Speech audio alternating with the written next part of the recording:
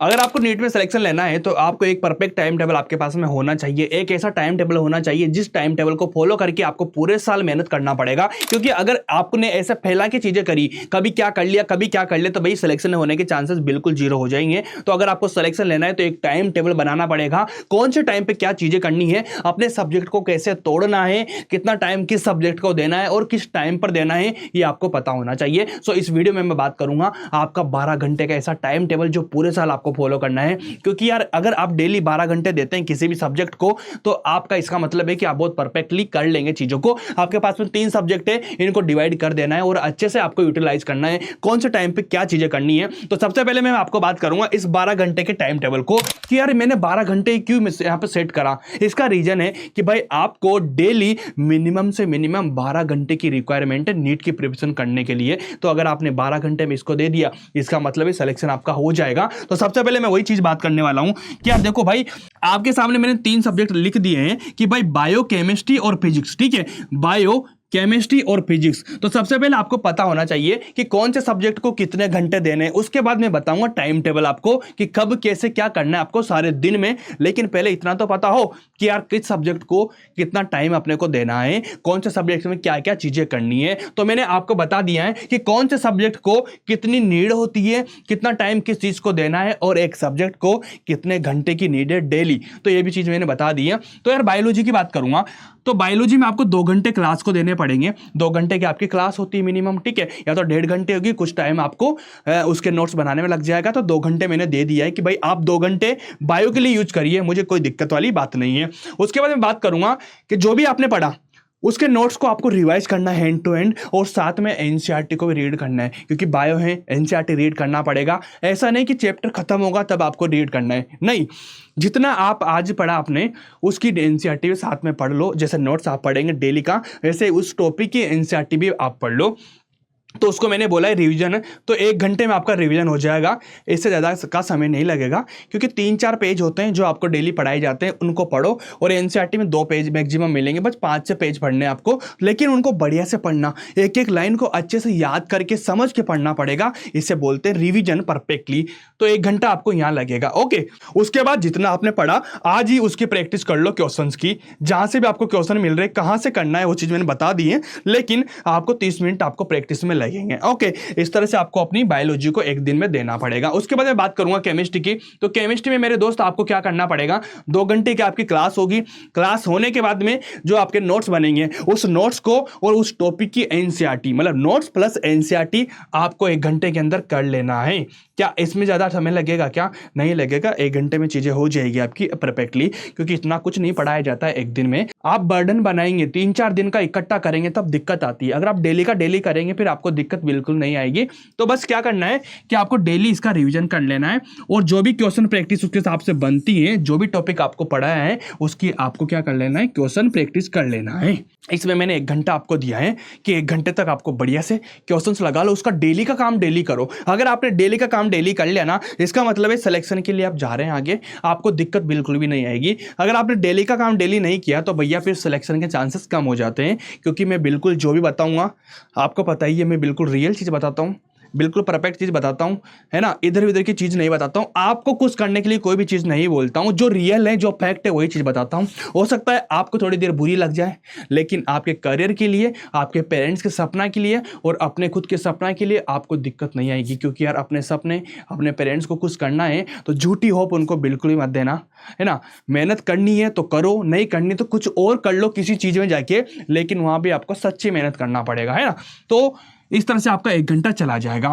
Physics की बात करो, फिजिक्स में वही 2 घंटे क्लास लो, 1 घंटे आपको रिवीजन करो। रिवीजन में जो नोट्स बनाए एनसीईआरटी पढ़ने की कोई जरूरत नहीं है। इसमें क्या करना है आपको, ओनली नोट्स आपने जो बनाए नोट्स को पढ़ो, बस इसमें काम हो जाएगा। ओके, उसके बाद प्रैक्टिस करो क्वेश्चंस की। 1.5 घंटा आपको लग जाएगा, क्योंकि इसमें क्वेश्चंस काफ़ी ज़्यादा होते हैं और थोड़ा टाइम लगता है सोल्व करने में, इसलिए 1.5 घंटे मैंने इसको दिए हैं आपको। तो बताने का मतलब मेरा इतना था कि बायोलॉजी, केमिस्ट्री, फिजिक्स में आपको तीनों सब्जेक्ट को क्या क्या चीज करनी है डेली की और कितने घंटे उसको देना है। अगर मैं बात करूं टोटल घंटे की तो यहाँ पे 3.5 घंटे या 4 घंटे, यहाँ पे 4.5 घंटे। तो टोटल की बात करूंगा तो आपके पास में 12 आवर्स निकल के आते हैं भाई, है ना। कितने घंटे निकल के आते हैं? 12 घंटे। मतलब 12 घंटे आपको डेली नीड होगी पढ़ाई करने की।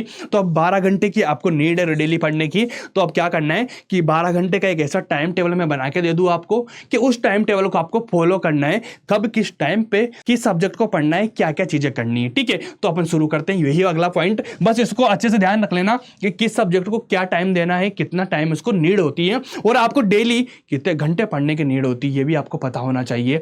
ऐसा नहीं है कभी 10 घंटे पढ़ रहे हैं, कभी 15 पढ़ रहे हैं, कभी 8 पढ़ रहे हैं, कभी 12 पढ़ रहे हैं। जितना भी पढ़ो मिनिमम नीड है आपकी 12 घंटे daily, class plus revision plus आपका सेल्फ स्टडी जो भी है सब कुछ मिला के आपको 12 घंटे की नीड होती है। अगर आपने 12 घंटे मेहनत कर लिया डेली का तो इसका मतलब है सिलेक्शन आपका कोई नहीं रोक पाएगा। बहुत बड़ी चीज़ नहीं है सिलेक्शन लेना, लेकिन दिक्कत क्या होती ना, आपने पिछले ड्रॉप दिए होंगे, आपको खुद पता होगा नहीं होती यार डेली पढ़ाई, इतनी नहीं कर पाते, फिर सिलेक्शन नहीं होता, और जो पढ़ लेता है उसका सिलेक्शन हो जाता है। तो इस चीज़ का ध्यान रखो। अब टाइम टेबल की बता रहा हूँ मैं आप लोगों से कि भाई यहाँ पर देख लो, टाइम यहाँ पर दे रखा है मैंने अच्छे से। उसके बाद में क्या क्या रूटीन आपका होना चाहिए, उसके साथ में क्या करना है, डन। अगर मान लो आपने जो भी चीज़ हो रही है आपकी उसके आगे टिक लगाते जाना इस तरह से, है ना।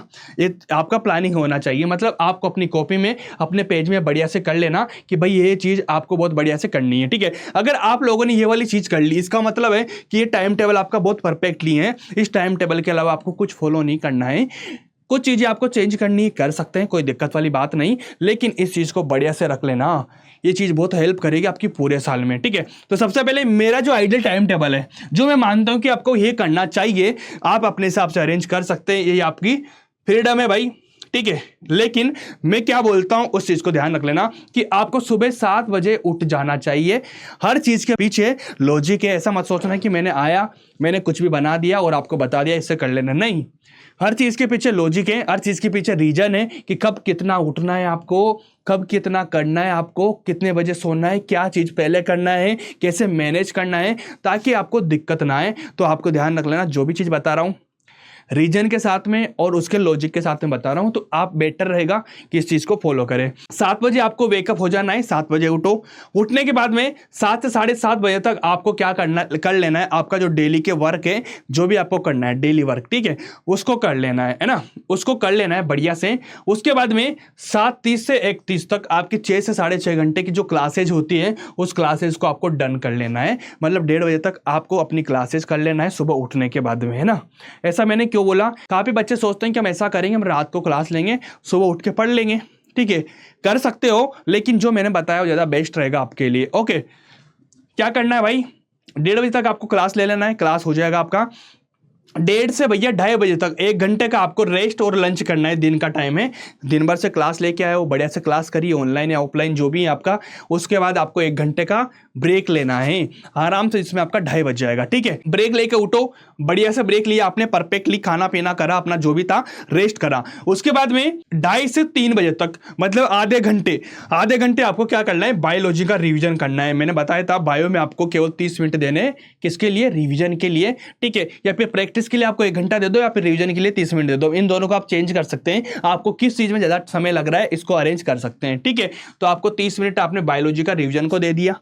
ओके, उसके बाद 3 से 4 के 1 घंटे का जो स्लॉट होगा आपका, उसमें आपको केमिस्ट्री का रिवीजन करना है। क्या करना है, केमिस्ट्री का रिवीजन करना है। मैंने बताया था आपको रिवीजन करना है, प्रैक्टिस की बात नहीं कर रहा हूं। रिवीजन जो आप पढ़ के आए उनको पढ़ो। बच्चा क्या करेगा, पहले मैं रिवीजन कर लूंगा, साथ में उसकी प्रैक्टिस कर लूंगा, मतलब पूरा काम एक साथ निपटा दूंगा। ऐसा मत करना, ऐसा मत करना। इसके पीछे रीजन है, इसका लॉजिक है, बस जो बता रहा हूं वो कर लेना। केमिस्ट्री का रिवीजन कर लो, फिर 10 मिनट ब्रेक ले लो, 10 मिनट ब्रेक लेके 5:10 तक 1 घंटे तक फिजिक्स का रिवीजन कर लो। ठीक है, तो इस तरह से आपका 5:30 तक भी मान लो आप 5 साढ़े 5 तक आपका एक दिन का कंप्लीट काम हो गया, जिसमें आपने क्या करा, क्लास करी। क्लास आने के बाद में ये भी केवल क्लास का काम है, जो आप रिवीजन कर रहे हैं, जो आप पढ़ के आए हैं उसको रिवाइज कर लो। ठीक है, तो ये क्लास का काम हो गया। अभी सेल्फ स्टडी बाकी है आपकी, है ना। तो आपने क्लास करी, क्लास का रिवीजन कर लिया परफेक्टली, जो भी आप पढ़ के आए हैं। इसके बाद समय शुरू होता है अपना सेल्फ स्टडी का, कि आप क्या कर रहे हैं घर जाके, कितनी चीजें कर रहे हैं आप घर जाके। तो भाई आपको 5:10 से 6:40 तक, मतलब यहाँ पे 1 घंटा 1.5 घंटा निकल के आ गया। 1.5 घंटे में आप फिजिक्स की क्वेश्चन प्रैक्टिस करो। भाई फिजिक्स में कौन से क्वेश्चन आपको लगाने हैं, कितने PYQ लगाना है, कुछ मॉड्यूल्स आपके पास में, वो चीजें आप कर सकते हैं। अगर आपको लगता है कि यार बेस्ट बुक कौन सी होती है, क्या करना चाहिए फिजिक्स में, केमिस्ट्री में, तो कमेंट करके बता देना, मैं अगली वीडियो में वो भी लाके दे दूंगा आप लोगों के लिए। तो ये चीज का ध्यान रखो कि आपने क्या करा, फिजिक्स क्वेश्चन प्रैक्टिस कर लिया बहुत बढ़िया से, है ना। उसके बाद में यहाँ पे 20 मिनट का ब्रेक लो। 20 मिनट का ब्रेक लेके 7 से 8 तक आपको केमिस्ट्री की प्रैक्टिस करना है, ठीक है, केमिस्ट्री के क्वेश्चंस लगाने हैं आपको। उसके बाद में 8 से 9 तक आपका रात का टाइम हो जाएगा, जिसमें आपका डिनर है, आपका रेस्ट है, घर वालों से बात करना है, जो भी आपको करना है वो कर सकते हैं, जिससे भी आपको बात करना है कर सकते हैं, कोई दिक्कत नहीं है, अपना फोन वोन जो चलाना है, ठीक है। तो आपको 1 घंटा इसमें लगा देना है, ओके। 1 घंटा यहाँ चला जाएगा आपका। उसके बाद 9 बजे से 10 बजे तक 1 घंटा फिर से निकालना है, जो आपकी बायोलॉजी की प्रैक्टिस करना है, बायोलॉजी की प्रैक्टिस करना है। इस तरह से आपको पूरा दिन अरेंज करना है कि पहले आपने रिवीजन करा, फिर आपने प्रैक्टिस करा, ठीक है। तो इस तरह से चीजें हो जाएगी। फिर लास्ट में 10 बजे से 1 बजे तक आपको नेक्स्ट डे की प्लानिंग करना है। बहुत इंपॉर्टेंट चीज है यार, कि अगले दिन आपको क्या पढ़ाने वाले हैं टीचर्स, जो भी आपको पढ़ाने वाले हैं, जो भी चीज स्टार्ट होने वाली है, उस चीज को एक बार अपनी बुक से, अपनी NCERT से, जहां भी आपके पास में कोई रिसोर्सेज है, वहां से देख सकते हैं कि अगले दिन क्या स्टार्ट होने वाला है। उसको एक बार लाइटली देख लो कि हाँ ये वाला टॉपिक स्टार्ट होगा, ये वाला करेगा, मतलब नेक्स्ट डे की प्लानिंग कर लो। इससे क्या होगा, जब क्लास में जाएंगे तो आपको चीजें समझने में ज्यादा हेल्प होगी, चीजें इजीली समझ में आ जाएगी आपको। तो आपको इस चीज का ध्यान में रख लेना है कि इन चीजों का बढ़िया से कर लेना। जिन भी बच्चों को चाहिए एक बार लिख लेना, अच्छे से अरेंज कर लेना अच्छे से इनको, केवल यही चीज आपको फॉलो करना है पूरे साल में, ठीक है जी। तो मैंने आपके लिए बिल्कुल कैसे आपको करना है, कौन से सब्जेक्ट को क्या टाइम देना है, इस तरह से आपको एक सारा परफेक्टली टाइम टेबल बना के दे दिया है, ठीक है। इसको बढ़िया से फॉलो करना है यार, और नीट में सिलेक्शन लेना 25 में। ये मेरा भी ड्रीम है कि आपका सिलेक्शन हो, और ये ड्रीम आपका भी होना चाहिए। इसके बाद अगर आपको कोई भी दिक्कत होती है, किसी भी चीज़ को लेकर आपको गाइडेंस चाहिए, किसी भी चीज़ में आपको प्रॉब्लम आ रही है, आपका भाई खड़ा है भाई, आपके लिए हमेशा था और अभी भी रहूंगा, ठीक है, और आगे भी रहने वाला हूं। कभी भी कोई दिक्कत नहीं आएगी आपको। जब भी दिक्कत है मुझसे शेयर करो, हम डिस्कस करेंगे, आपकी प्रॉब्लम सोल्व हो जाएगी यार। ये गारंटेड है, ऐसी कोई भी प्रॉब्लम नहीं होगी आपके जीवन में जो मैं सोल्व ना कर सकूं स्टडी रिगार्डिंग। तो ठीक है, नीट का इतना बढ़िया एक्सपीरियंस है, काफ़ी चीज़ों का एक्सपीरियंस है यार, कि आपकी ऐसी कोई प्रॉब्लम नहीं होगी जिसका सोल्यूशन मेरे पास ना हो। बस आप मुझे बताना, चीज़ें डिस्कस करना अपना बड़ा भाई समझ के, और चीज़ों को अच्छे से एंजॉय करो और पढ़ते रहो और पढ़ाते रहो। थैंक यू सो मच, मिलते हैं नेक्स्ट वीडियो में, तब तक के लिए okay bye, thank you so much.